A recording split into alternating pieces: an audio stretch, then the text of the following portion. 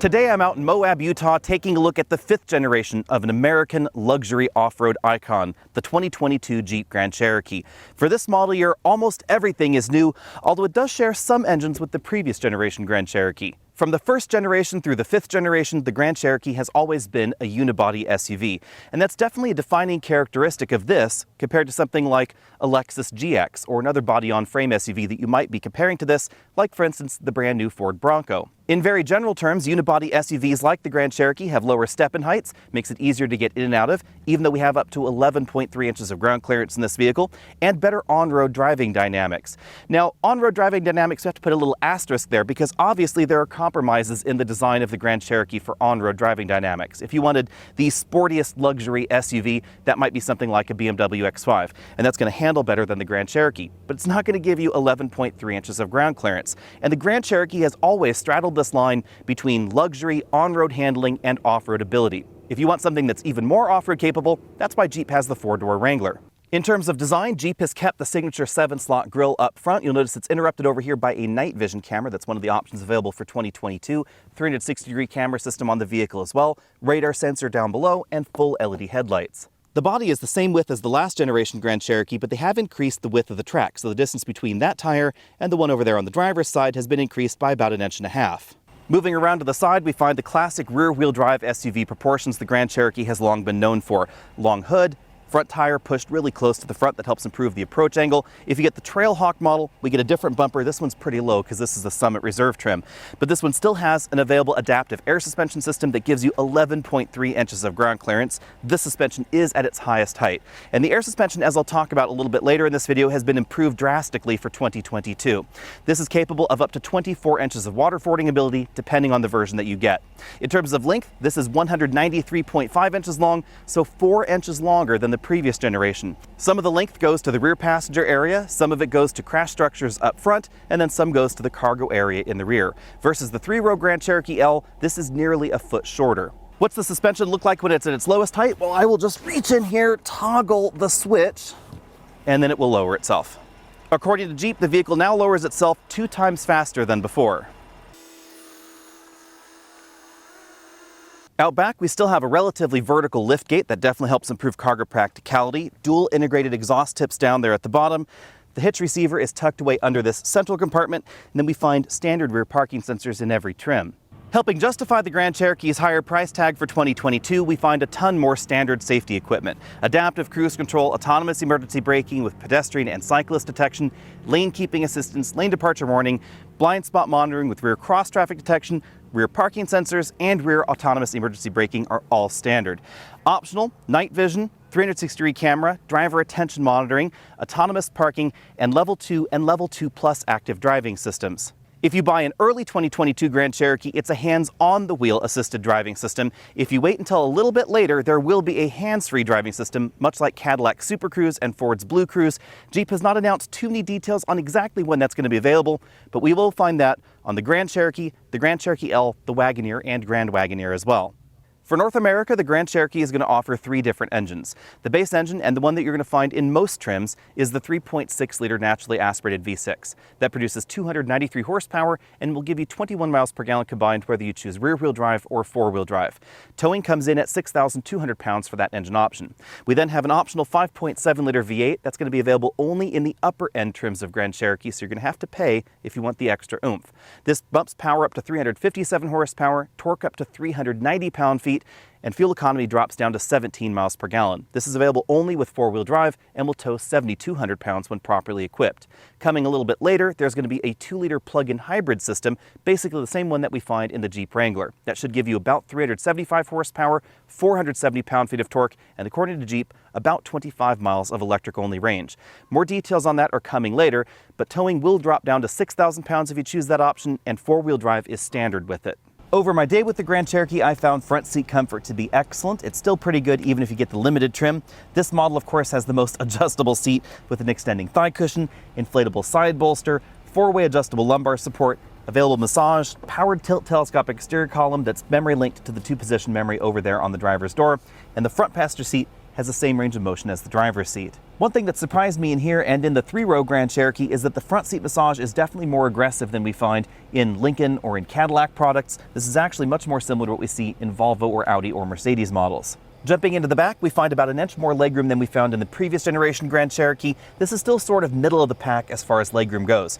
Remember that even though this is larger than some of the competition, it was designed for a big V8 engine to sit up front, and that does take away some of the room that could otherwise be used for the interior. But it's still pretty comfortable. I have about 5 or 6 inches of legroom left, with the front seat very comfortably adjusted for me. I have about an inch of headroom left with this large panoramic moonroof in here. If I scoot to the middle seat position, I still have a decent amount of headroom left, still about half an inch there or so. All the way over to the right, you can definitely see there's a lot of room going on here. This also has some really great luxury touches for rear seat passengers, like 4-zone automatic climate control available, heated ventilated rear seats are available as well. Rear seat entertainment screens are available, and the rear seats offer a pretty aggressive recline. The rear seats offer a pretty decent recline. The 60% side is reclined all the way, and the 40% side is in its most upright position. We have available manual rear shades for the rear seat passengers. Lots of air vents back here. You'll find air vents on the B pillar right there, just in front of the rear doors. Rear seat entertainment is available. This is basically the same system that we find in the Wagoneer and Grand Wagoneer. We then have a lot of stitching going on the seat backs. This really surprised me. So rather than simply hard plastic or some sort of vinyl upholstery, Jeep has done a lot of stitching on that seat back to make it more attractive. We have 4-zone automatic climate control available. Heated and ventilated rear seats are available. Extra air vents there, 4 USB ports, and a 120-volt inverter port. Jeep has even managed to lower the hump in the middle down a little bit. That's because the engine is now lower in this platform. By lowering the engine down, they were able to realign the drive shaft and make that hump about 2 inches lower than before. Cargo capacity improves a hair over the previous generation, but we still have a relatively high load height. That's because of the off-road capability and the desire for improved departure angles, and the fact that we have a spare tire here under the load floor. Not all the competition gives you a spare tire, and this one's a really big one. This is a 245 width tire, so even though this is not technically a full-size spare tire, this is about as big as the standard tires that we find on something like a Hyundai Santa Fe. You can see that there's a little bit of extra storage space on either side of that spare tire, but if Jeep didn't give you a spare, then we'd probably have an over 40 cubic foot cargo area. Jeep managed to package the available subwoofer over here in the wheel well, which is a really handy place to put it, and as an homage to the 5 generations of Grand Cherokee, there's a little Easter egg here on the rear window. Now let's go for a quick spin around the interior. Just above the rearview mirror, we have the latest Jeep controls here, so buttons for that large panoramic moonroof and the power shade, also the telematics system and the rear hatch. The moonroof extends to just about the rear passengers' laps, not quite their heads. And as you can see, there's a lot of attention to detail going on back there in the rear passenger area, lots of quilting. The doors are built with the same sort of precision and materials quality that we find up front. We have 4-way ratchet-style adjustable headrests and height-adjustable shoulder belts for the driver and the front passenger. Since we're in the Summit trim, we have a Summit logo embossed right there into the leather upholstery. These seats are both heated and ventilated. And one question that I got on Facebook was about the color of this interior. This is actually a little bit darker in person than it appears on camera, and a little bit richer as well. It's just the way the lighting ends up working in here, and of course the way the camera sensor detects things. Lots of real wood trim going on the front doors. Imitation wood trim is available depending on the trim level that you get as well. Lots of quilting and stitching going on there, lots of soft touch materials also. In this trim, the only hard plastics to be found on the doors is right there inside that storage cubby. Moving over to the dashboard, we have a lot of premium materials going on. Stitched leather up top with contrasting stitching, real wood trim there that matches the doors, more stitching below, and even soft touch materials right here around this large glove compartment. I was able to fit a 10-inch tablet computer inside. Of course, the most interesting feature for some folks is going to be this passenger LCD screen. You can see that from the passenger side it's pretty bright, but as I move over here to the driver's field of view, it's actually blocked off so the driver doesn't get distracted. That's because in addition to features like navigation and some vehicle settings, you can also use the HDMI input to watch movies or whatever else you might want to on this screen. It's worth noting that the Amazon Fire integration just applies to the rear LCDs in this particular vehicle, not the front passenger screen. That is turned on and off via this button up here, so if you want it off so that way it's not shining in the dark, you can do that. Button for the automated parking system, parking sensors, things like that. There's a button to turn off the lane keeping assistance system, 2 slim air vents there, and a large touchscreen LCD with smartphone integration. This is running the same Uconnect 5 software that we find in the Wagoneer, Grand Wagoneer, etc.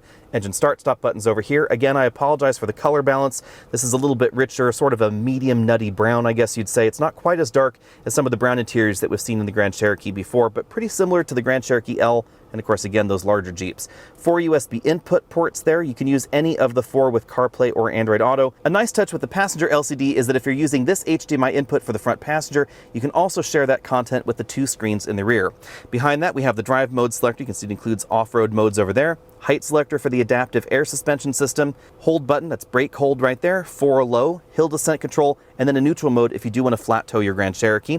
We have a little lid right there over these 2 large cup holders, softly padded center armrest with a reasonable amount of storage. It's a 2-tier compartment, and you can see that it's a little bit lower than before thanks to the drive shaft being repositioned. On the driver's side, this model has an available heads-up display. You can see the tweeters for the Macintosh sound system there. Again, all the stitching going on the dashboard, and then below that, a full LCD instrument cluster. This display is highly configurable, and if you want to know more about it, you can check out my complete Uconnect 5 video where I take a deep dive into it. The steering wheel is a new design. It has a leather-wrapped airbag cover, sport grips up top. You'll find the controls for the LCD instrument cluster over here on the left side. Controls for the standard adaptive cruise control over here on the right, and then lots of wood trim going right down there on the split bottom spoke. You'll notice we still have paddle shifters on the steering wheel, up on the right, down on the left. But as you can see, they're still sort of half paddles because the volume up, down, and track forward, backward buttons are still on the back of the steering wheel. Now let's take a look at the exterior differences between the Summit Reserve, which is the silver one, and the Limited Trim, which is the red one. According to Jeep, the Limited Trim is going to be the most popular version. The biggest difference is at the bottom of the bumper up front, where we find body color painted sections on the Summit Reserve, a little bit more black trim going on the Limited, and some very slight differences in the grille. But one of the nice things is that there are actually very few exterior differences, so not too many people are going to know how much less you spent.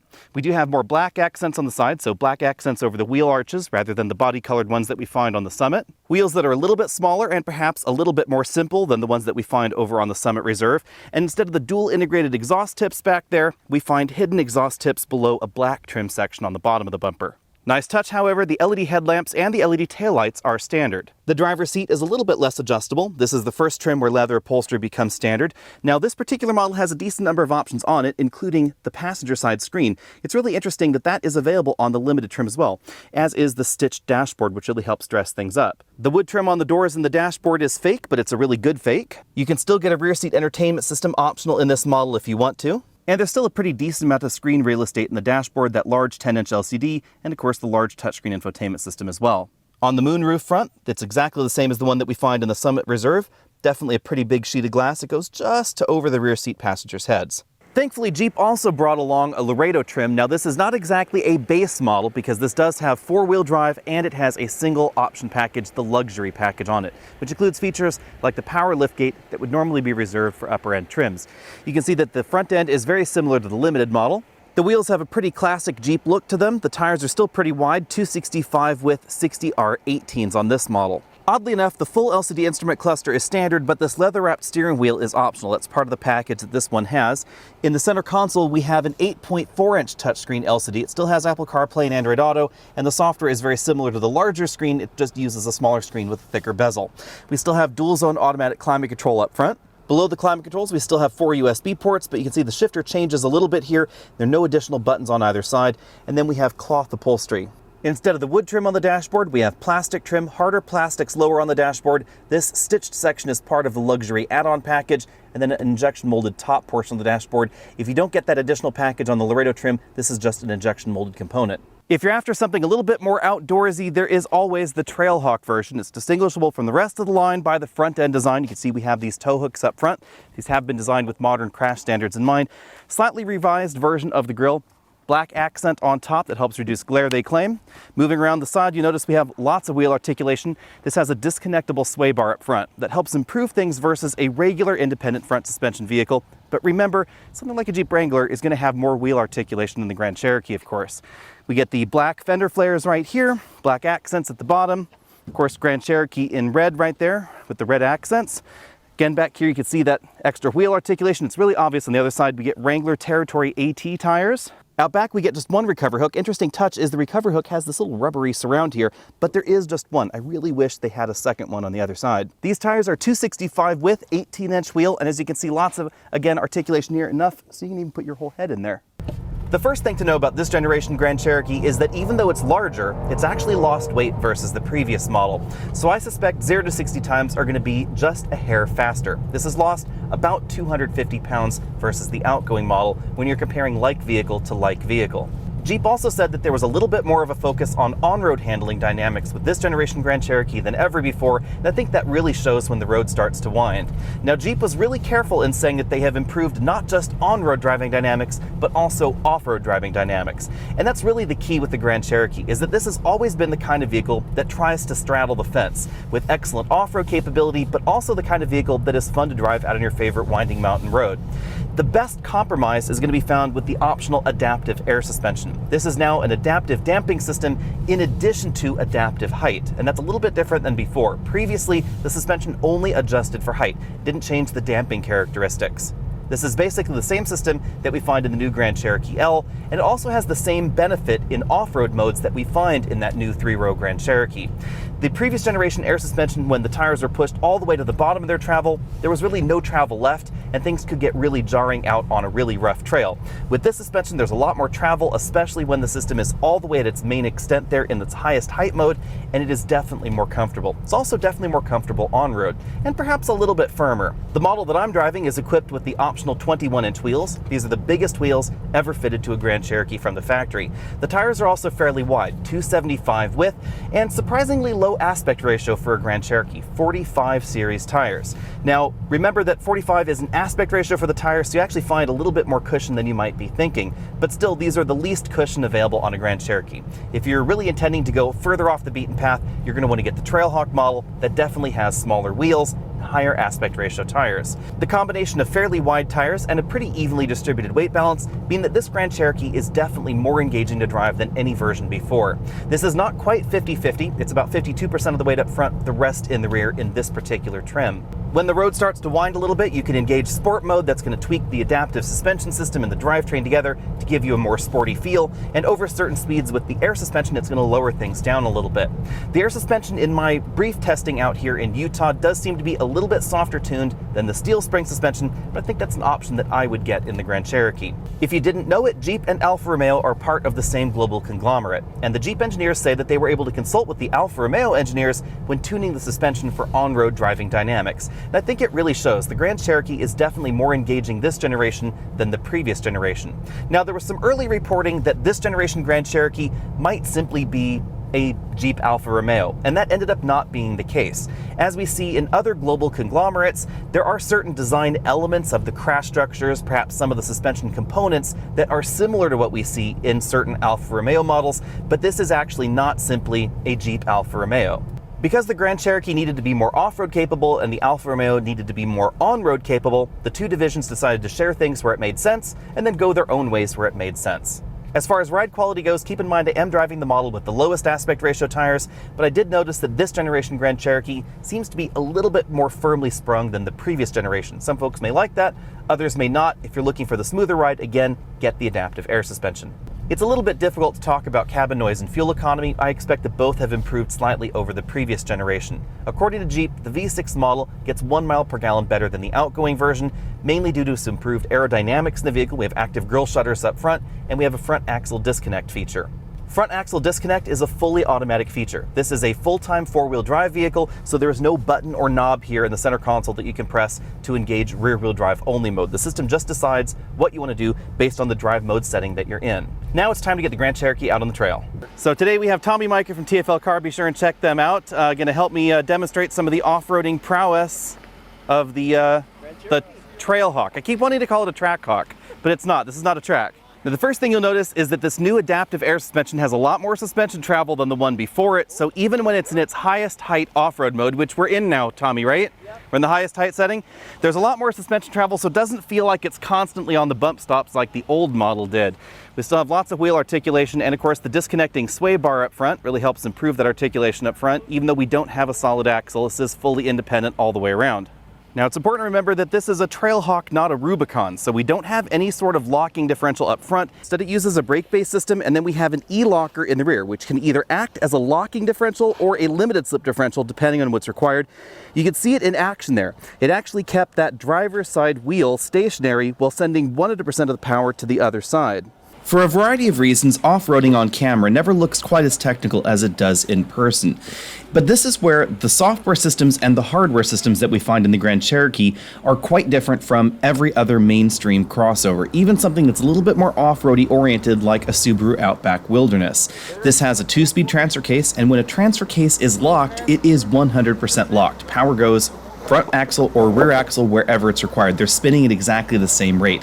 And that really helps in situations like this where you're climbing over rocks, because the power can go to wherever it is needed at that time. We then have the brake-based system up front and then the limited slip differential in the rear. Now, unlike a traditional limited slip or a traditional locker, this is not simply on or off, and in the limited slip functionality, it doesn't require excessive wheel spin to operate. So the vehicle can actually engage it from basically 1% all the way up to 100% to give you the kind of lock you need in the rear without giving you some of the disadvantages that you find in a traditional limited slip or traditional locker. It also means that it can function on pavement where a traditional e-locker in the rear could not. Now on pavement, it's not going to operate in the same mode that it does off-road as you're seeing here, but it is going to give you an added traction benefit on roads that are icy or slick or snowy, etc. The structure of the Grand Cherokee is also different than the average crossover. We have shorter overhangs, and you'll notice how the bumpers are angled. That really gives you better departure angles and better approach angles. One thing you don't have here, however, are rock rails. You'll see the scuffing right there on the side of that Grand Cherokee. A little bit of scuffing on the front bumper, but again, definitely a different design than we find in the average crossover. Lots of skid plates going on under there as well. Now from this angle you can also see the E-limited slip front differential. That's sort of what Jeep calls it sometimes. This is a brake-based system. It's not a mechanical system like we find in the rear. So it is going to overheat a little bit more readily than what we see in the rear because it is using the brakes to stop the front wheel moving, but the software is programmed very differently than traction control in the average crossover. The average crossover is interested in giving you good on-road driving dynamics, not off-road driving dynamics. So this system is more interested in keeping the speed of the front wheels similar rather than simply cutting engine power to try and reduce skidding off the road. The functionality of what is essentially traction control on the front axle changes depending on the drive mode that you're in. So if you're in the more aggressive off-road drive modes like this vehicle is in right now, it's going to be more interested in equalizing that wheel speed. If you're in one of the on-road focused modes, then it may reduce power from the engine just a little bit depending on the situation that you find yourself in. Now to the nitty-gritty. How much is the new Grand Cherokee going to cost? It's going to start at $37,390. That's going to get you the base trim with rear-wheel drive. Now you do have to add a $1,795 destination charge, which is a little on the steep side. According to Jeep, most folks buy the limited trim, and that seems to bear out based on what I've seen on dealer lots. That's going to start at $43,710, but it can get fairly expensive because there are a ton of options available on the limited trim as well.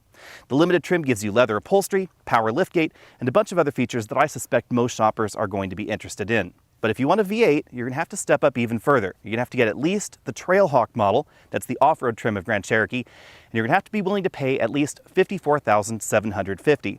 But as you'd expect out of a vehicle that has a well-deserved reputation for being sort of the American Range Rover, the Grand Cherokee can get fairly expensive if you get carried away. The Summit Reserve trim, which is what I spent most of my time in today, started at $66,660 with the V8 engine. It's a little bit less expensive if you want the V6, but with all the options that are on this particular model, this one came in at over $71,000. Comparisons for the Grand Cherokee tend to be a little bit tricky because this technically plays in the same mid-size two-row SUV segment as the Ford Edge, the Chevy Blazer, the Subaru Outback, and the Hyundai Santa Fe. But it's not like any of those. This is a rear-wheel drive, off-road focused mid-size vehicle. You could compare this to something like the Toyota 4Runner. Obviously, it's also targeted at off-road ability, but it's a body-on-frame vehicle, and there are definitely more compromises when it comes to on-road driving dynamics and certainly luxury content. The interior in the Grand Cherokee is just light years ahead of the 4Runner. The interior of this vehicle is honestly light years ahead of the Lexus GX as well. In an odd sort of way, I see the four-door Bronco as being a pretty valid competitor to the Grand Cherokee because the Bronco is not quite the same thing as the Wrangler. It's definitely targeted at off-road ability, but the independent front suspension means that there's less articulation up front than we find in the solid axle Wrangler. And of course, the existence of the Wrangler has allowed the Grand Cherokee to become a little bit more on-road focused, give us the more luxury features that we find in this model, like the adaptive air suspension, but still have all of that capability if you're really interested in it. In a way, really the only only direct competitors to this Jeep are from Britain, in the form of the Land Rover Defender, the Land Rover Discovery, and perhaps the Range Rover Sport. For me at least, comparisons to the modern Land Rover lineup are pretty easy. Both vehicles are going to be excellent off-road, whether we're talking about the Defender, the Discovery, or the Range Rover Sport. All of them have a very similar off-road mission to the Grand Cherokee. Also, a very similar luxury mission. Even if we're talking about the Defender, it has a really nice interior, lots of expensive options are available in that vehicle. But expensive options are the key there. Even though this model came in over $70,000, a comparably equipped Range Rover Sport is going to be at least $20,000 more expensive, or more depending on exactly how you check those option boxes. And none of them are going to give you a naturally aspirated V8 like we find in this model, because Land Rover, along with a lot of the European competitors, have really been moving towards plug-in hybrids, turbocharged 4-cylinder, and turbocharged 6-cylinder engines. The Defender and the Discovery both start out with a turbocharged 2-liter 4-cylinder engine. So there's definitely a bit of a different engine lineup in this. For some folks, that's going to be a pro. For others, it might be a con. But any way you slice it, the Grand Cherokee should be cheaper to keep around than any of those British alternatives. As always, be sure and hit that subscribe button down there at the bottom of your screen, because I will update you with my official test scores and my detailed comparison section just as soon as I can get my hands on one of these back at home. At least for the moment, it's safe to say that in the mainstream midsize SUV segment or crossover segment, whatever you want to call this, this is definitely going to be the most off-road capable and arguably the most luxurious as well. As far as off-road capability goes, this may give up a little bit to the Ford Bronco, but it's not going to give up as much as you might think. Really, the lack of a locking front differential is the big difference between this and the Bronco. This is going to have better on-road driving dynamics. It's also going to feel a lot more comfortable and more luxurious as well. In terms of true competition, I would honestly say really Land Rover products are the only things that can compete with the Grand Cherokee in terms of its blend of off-road functionality, on-road driving dynamics, and of course luxury features as well. Let me know what you think about all that down there in the comment section below. If you haven't already done so, hit that subscribe button. Find me over at facebook.com, Instagram, all those other social places, and I'll see everybody next week.